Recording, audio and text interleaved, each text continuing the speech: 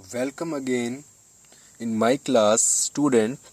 तो यहाँ आज हम पढ़ते हैं थर्ड रिएक्शन जो हमारी है reaction involving the COOH group. अब इसमें क्या होता है, जो रिएक्शन होगी वो COOH ग्रुप जो हमारा मान लो कार्बोनिल ग्रुप है उसके साथ रिएक्शन होगी। तो इसको हम इसके भी हमारे दो पार्ट हैं। तो फर्स्ट पार्ट इसको हम पा लेते हैं। मैंने ये कुछ ऐसा पाया है, अब देख लो, ठीक है ना। तो आइए इसको मान लेते हैं रोमन में हम। तो डीकम्पोजिशंस और डीकार्बोक्सिलेशंस जो पहली रिएक्शन है, इसमें जो पहला हमारा पार्ट है वो है केमिकल डीकार्बोक्सिलेशन। तो केमिकल जो अपना डीकार्बोक्सिलेशन में हम यूज़ करते हैं sodium salt of carboxylic acid RCOONA। ये कैसे बना हम देखते हैं। जैसे हमारे पास यहाँ कार्बोक्सिलिक एसिड है, इसको मैंने NaOH के साथ रिएक्ट किया, यहाँ से हमारा निकलेगा वाटर।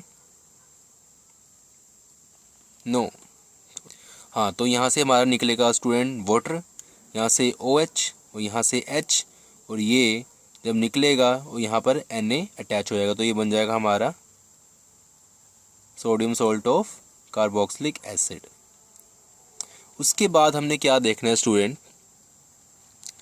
कि क्या होता है कि इसको जब हम सोडा लाइम क्या होता है NaOH plus CaO at 630 kelvin 630 kelvin में जब रिएक्ट करते हैं तो ये बनता है एल्केन एंड Na2CO3।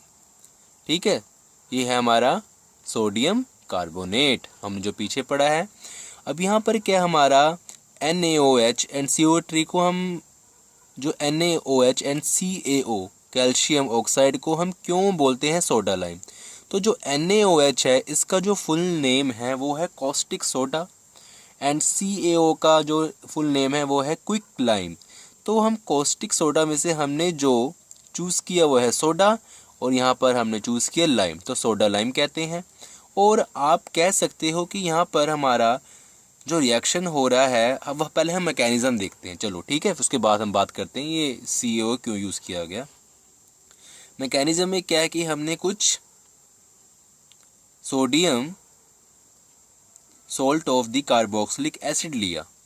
उसके बाद ये क्या होता है, ये जो हमारा नेगेटिव चार्ज है ये यहाँ जाता है, डबल बॉन्ड बनाता है, और लेकिन ये जो वापस ये जो बॉन्ड टूट के अपना ऑक्सीजन के ऊपर नहीं जाएगा, क्योंकि वरना तो इसका फिर क्या हो गया, रेजोनेंस हो गया। तो ये आपस में रेजोनेंस नहीं करेगा।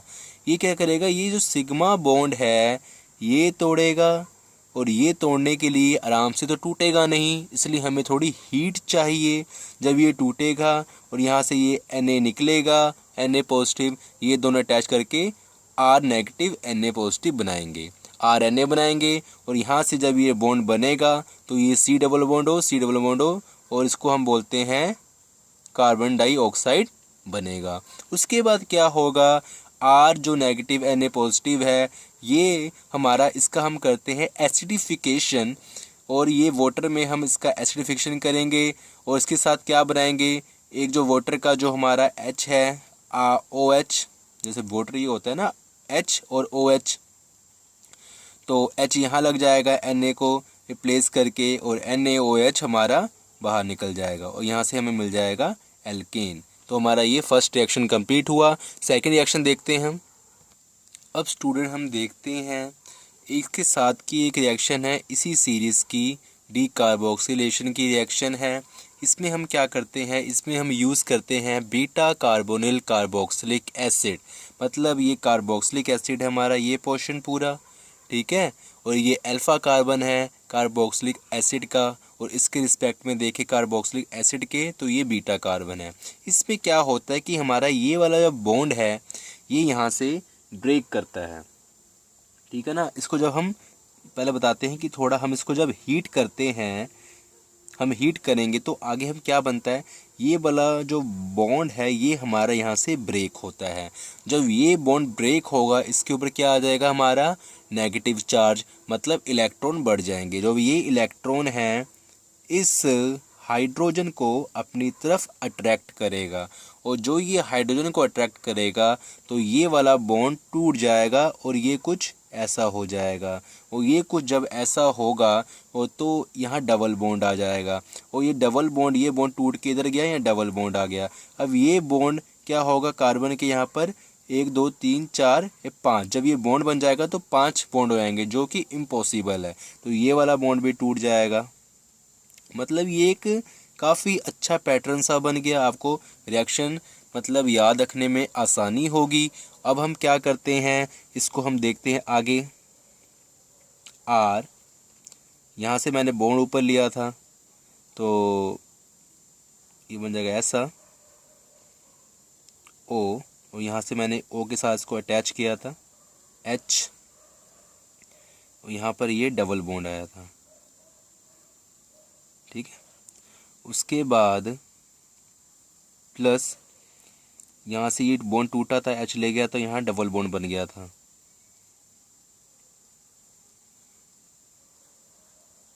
यहाँ अगर सी है तो यहाँ सी है तो ये बन गया हमारा वो हमारा क्या बना, ये कार्बन डाइऑक्साइड। उसके बाद इसका हम करते हैं टोटोमेरिज्म, हमने पीछे पढ़ा हुआ है टोटोमेरिज्म के बारे हमें पीछे पढ़ा हुआ है कि क्या होता है। उसमें क्या होता है कि हमारा जो बॉन्ड है डबल बॉन्ड, अगर हम मान लें यहाँ पर कोई मिथाइल ग्रुप है यहाँ मतलब मान लो 1 2, थोड़ा आपकी सहूलत के लिए पहले मैं करता हूँ फिर आपको बताता हूँ। इसका टोटोमेरिज्म होगा, ये डबल बॉन्ड ऊपर चल जाएगा और यहाँ पर नीचे एक सिंगल बॉन्ड रहेगा, ये बन जाएगा सिंगल बॉन्ड, और ये एच यहाँ अटैच हो जाएगा। अगर यहाँ पर मान लो CH2 था तो यहाँ पर क्या हो जाएगा CH3, और आपको दिख रहा है ये क्या बन गया, ये बन गया हमारा कीटोन। ठीक है, ये कीटोन बन गया। अब इसकी थोड़ी सी हम एक एग्जांपल और देख लेते हैं क्या है। तो अब स्टूडेंट मैंने क्या किया, एक एग्जांपल के लिए मैंने ले लिया एक मालोनिक एसिड जो हमने पीछे पढ़ा है। अब हम इसमें क्या करते हैं, मालोनिक एसिड को हम कुछ ऐसे लिख सकते हैं, ठीक है ना, आपको दिख रहा है ऐसे हम कुछ लिख सकते हैं। ऐसा हमने जैसे हमने पीछे रिएक्शन जो की थी हमने उस फॉर्म में लिख लिया। आप देखो पीछे हमने जो रिएक्शन की थी हमने इस फॉर्म में बीटा कीटो एसिड की फॉर्म में हमने इसको लिख लिया मालोनिक एसिड को। इसको हम रिएक्ट करेंगे, सेम पैटर्न सा बनेगा। अगर मैं मान लूँ कि एच को मैं यहाँ लिख लेता हूँ, चलो ठीक है, ये एच में थोड़ा सा ऐसे कर लेता हूँ कि आप थोड़ा इजी रहे। ये बॉन्ड टूटा, आप बताओ मुझे, ठीक है, यहाँ से इलेक्ट्रॉन इसके ऊपर आए, इसने ये बॉन्ड बनाया, फिर ये बॉन्ड टूटेगा, यहाँ जाएगा और फिर ये बॉन्ड टूट जाएगा। तो ये पैटर्न वाइज है, इजी है काफ़ी। देखो आप, लग रहा है ना आपको इजी, अब इसको आपको समझ आ गया होगा मुझे लगता है। तो यहाँ से हमारा बन गया OH, और यहाँ से भी हमारा लग गया OH, और यहाँ से हमारा लग गया डबल बॉन्ड CH2, और यहाँ से निकल गया हमारा कार्बन डाइऑक्साइड। अब जो ये पार्ट बना हमारा, इसको हम करेंगे टोटोमेरिज्म।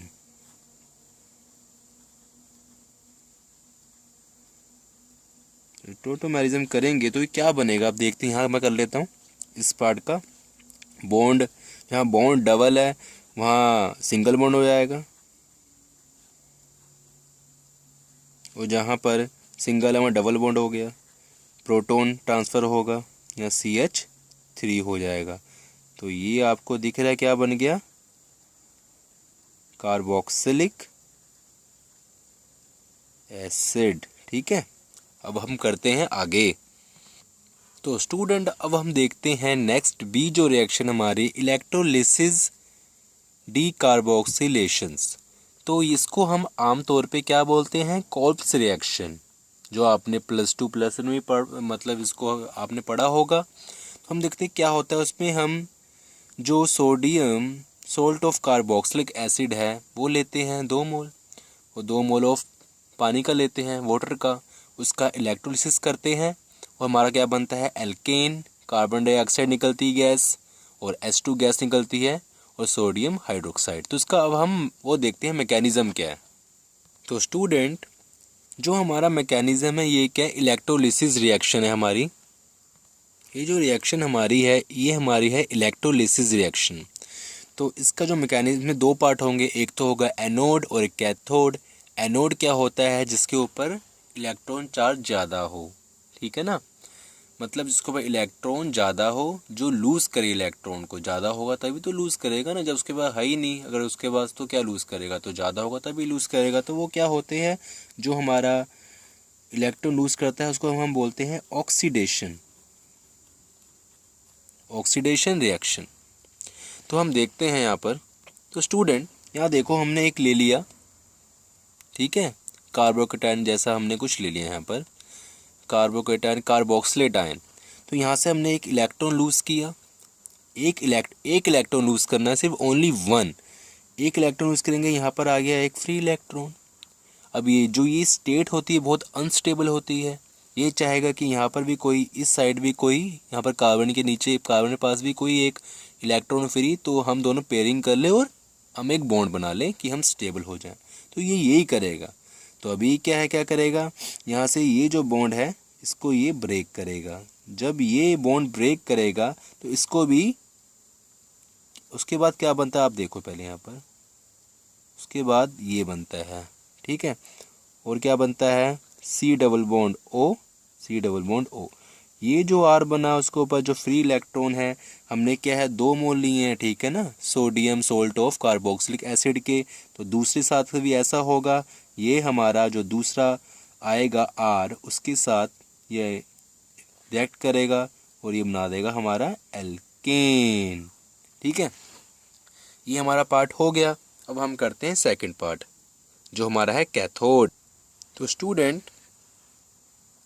स्टूडेंट यहाँ हम करते हैं कैथोड वाला पोर्शन, ठीक है ना, कैथोड जो दिख रहा हो सही तरह, कैथोड। तो यहाँ क्या है, हमारा H2O है, वो इलेक्ट्रॉन गेन करेगा। कैथोड क्या पता इलेक्ट्रॉन की कमी होती तो गेन करेगा। उसके बाद क्या निकलता है, यहाँ से H निकल जाता है और OH निकल जाता है। H के ऊपर क्या होता है, फ्री इलेक्ट्रॉन। क्या रिएक्शन होती है एक्चुअली देखो, मतलब कुछ ऐसा हुआ हमारे पास, वाटर इलेक्ट्रॉन है, यहाँ है, ये आएगा, जब ये आएगा तो इसके एक इलेक्ट्रॉन ये निकालेगा, ठीक है, ये कुछ ऐसा रिएक्शन होगा तो ये बन जाएगा हमारा, ठीक है ना। अब हम आगे बढ़ते हैं। तो अच्छा स्टूडेंट, जो हमारी नेक्स्ट रिएक्शन है वो है C D carboxylations of silver salt of carboxylic acid in the presence of bromine. तो ये जो हमारी रिएक्शन है ये क्या है, हंस डिकर रिएक्शन।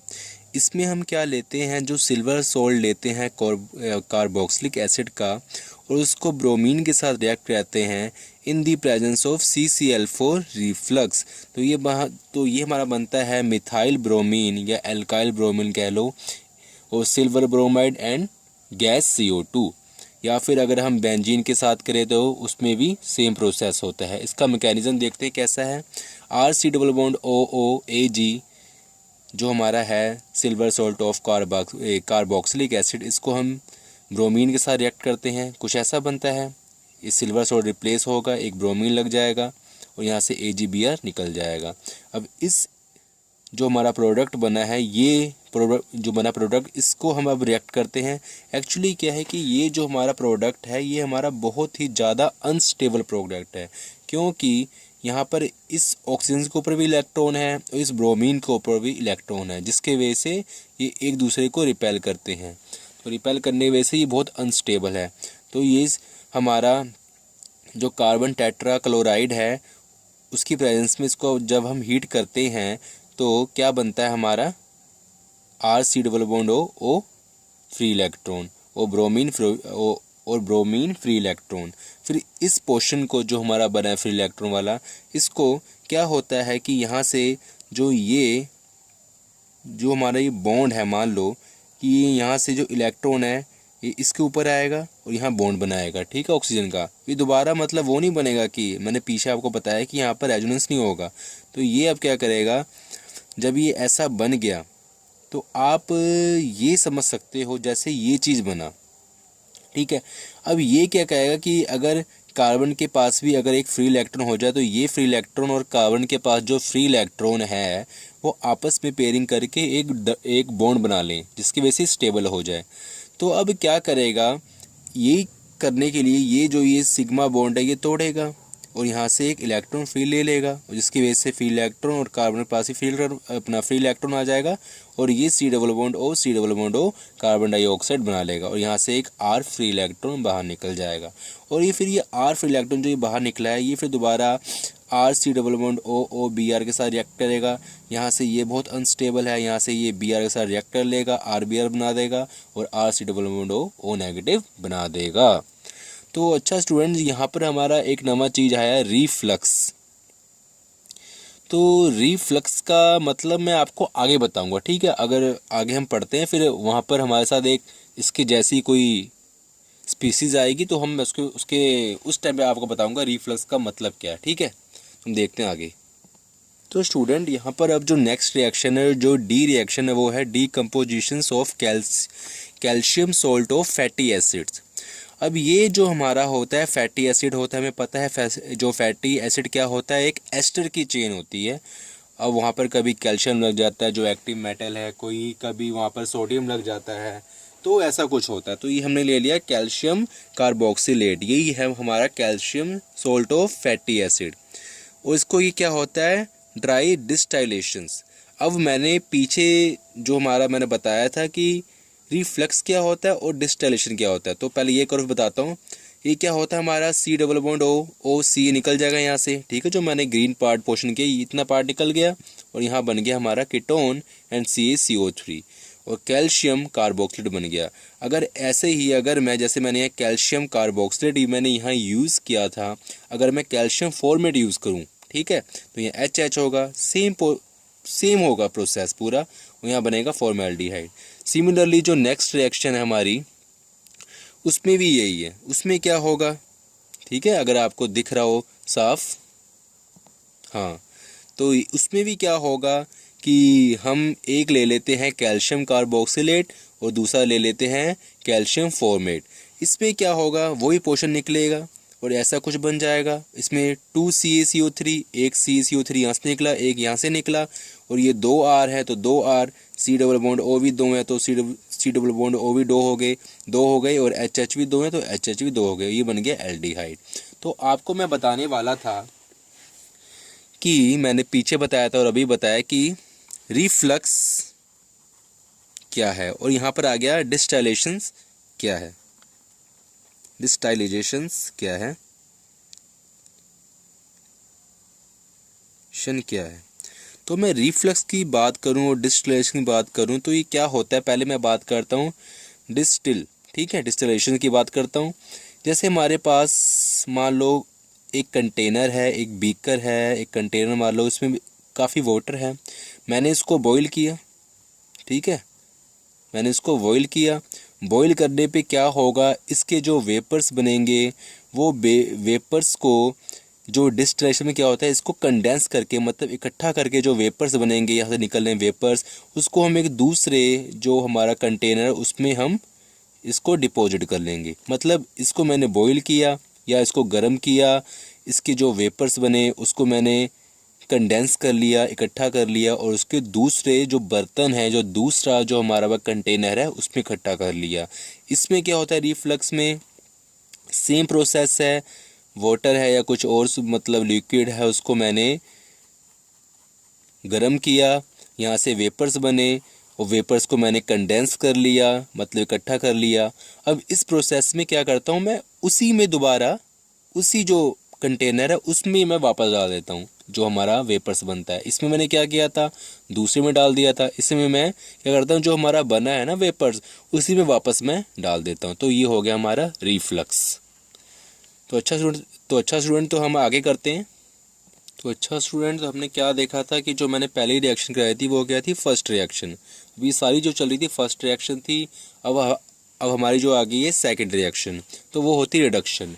रिडक्शन में क्या होता है हमारा, एक्चुअली में पता है रिडक्शन क्या होता है, गेन ऑफ इलेक्ट्रॉन। तो रिडक्शन टू एल्केन्स, मतलब जो कार्बोक्सिलिक एसिड है इसमें रिडक्शन होता है और ये एल्केन में कन्वर्ट हो जाता है। हम देखते हैं कार्बोक्सिलिक जो अपना कार्बोक्सिलिक एसिड है इसको मैंने 6HI के साथ रिएक्ट किया in the presence of red phosphorus और 200 डिग्री सेल्सियस पे 200 डिग्री सेल्सियस पे मैंने इसको रिएक्ट किया।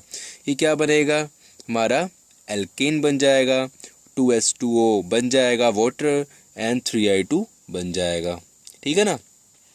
अब एक रिएक्शन है इम्पोर्टेंट, वो क्या है हमारी नेक्स्ट है, वो भी रिडक्शन के बेस पे है। वो क्या है, प्यूवियोल्ट ब्लैंक रिएक्शन। तो इसमें क्या होता है, ब्लैंक रिएक्शन एक्चुअली, तो इसमें क्या होता है, हमारा कार्बोक्सिलिक एसिड है, इसको मैंने अल्कोहल के साथ इन एसिडिक मीडियम में रिएक्ट किया। ठीक है ना, एसिडिक मीडियम H पॉजिटिव, इसमें से मैंने क्या किया, वाटर मैंने रिमूव कर दिया, उसका हो गया एस्टरिफिकेशन हो गया और यहाँ हमारा बन गया एस्टर। एस्टर बना। एस्टर के बाद मैंने क्या किया, आपको इतना चल गया होगा पता हो कि मैंने पीछे रिएक्शन सारी करी हुई है, तो कैसे कैसे बना आपको चल गया होगा पता। नहीं चला तो आप मुझे कमेंट बॉक्स में कमेंट कर देना। और उसके बाद मैंने इसको C2H5 जो हमारा इथानॉल है, C2H5OH और ये Na के प्रेजेंस में, सोडियम प्रेजेंस में मैंने इसको रिएक्ट किया, तो ये बनाएगा हमारा अल्कोहल हमारा बनता है। तो इस रिएक्शन से जो ब्यूवियोल्ट ब्लैंक रिएक्शन से हमारा अल्कोहल बनता है। और जो नेक्स्ट जो हमारी रिएक्शंस है, तो वो रिएक्शन है हमारी फोर्थ। हमें पता है कि हमारी सीरीज चली आ रही है first, second, third and fourth, तो ये फोर्थ रिएक्शन है। इसको बोलते हैं हम HVZ रिएक्शन। तो ये क्या है, हेल्महोल्ट्ज ज़ेलेंस्की रिएक्शन। ठीक है, तो ऐसे से नाम है इनके। तो इस रिएक्शन में क्या होता है, हम पहली बात कर लेते हैं कि फॉर्मिक एसिड हम यूज़ नहीं करते, क्योंकि फॉर्मिक एसिड में हमें पता है क्या फॉर्मूला होता है फॉर्मिक एसिड का। मैं लिख देता हूँ H, आपको पता ही होगा वैसे, क्योंकि ये लास्ट चैप्टर ख़त्म होने वाला है।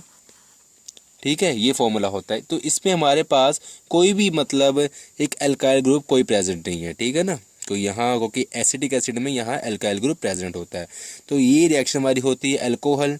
ये Cl2 के प्रेजेंस में होती है रेड फॉस्फोरस और इस पर HCl निकलता है, इसकी प्रेजेंस में होती है। ये क्या होता है कि हमारा कार्बन के साथ जो होता है, ये का C डबल बॉन्ड O के साथ, ये होता है अल्फा कार्बन। तो अल्फा जो कार्बन है हमारा, इसमें क्या होता है कि यहाँ से ही हमारा H रिमूव होता है, जो H और Cl, और ये जो CH2 जो अल्काइल ग्रुप है, यहाँ से H रिमूव होगा और एक Cl लग जाएगा। फिर फर्दर भी ऐसा होता जाएगा और लास्ट में जब यहाँ कोई जो हमारा अल्काइल ग्रुप था उसके बाद कोई H नहीं बचेगा, कोई भी H नहीं बचेगा, तो ये रिजल्टेंट हो जाएगा। आगे देखते हैं हम ये अल्फ़ा, हम कि इसमें हम अल्फ़ा यूज़ करते हैं। मैं इसको आगे बताता हूँ एक और एग्जांपल लेके। तो हाँ स्टूडेंट, मैं बात कर रहा था अल्फ़ा कार्बन की। तो यहाँ देखो हमारे पास CH3 CH2 COH। तो अगर हम देखा जाए तो ये इसके रिस्पेक्ट में C डबल बॉन्ड O के रिस्पेक्ट में जो कार्बोनिल ग्रुप है, इसके रिस्पेक्ट में कार्बोक्सिल ग्रुप है, ये अल्फ़ा कार्बन है, ये बीटा कार्बन है। मैंने इसको क्या Br2 मतलब कोई भी हेलोजन, ठीक है, के साथ मैंने रिएक्ट किया, रेड फॉस्फोरस के साथ रिएक्ट किया, तो इसमें -HBr निकलेगा। ठीक है, हाइड्रोजन ब्रोमाइड। तो क्या होगा, अब यहाँ से नहीं होगा। लास्ट केस में क्या था कि मेरा डायरेक्ट था, क्या था कि मेरे पास डायरेक्ट क्या था, CH3 था।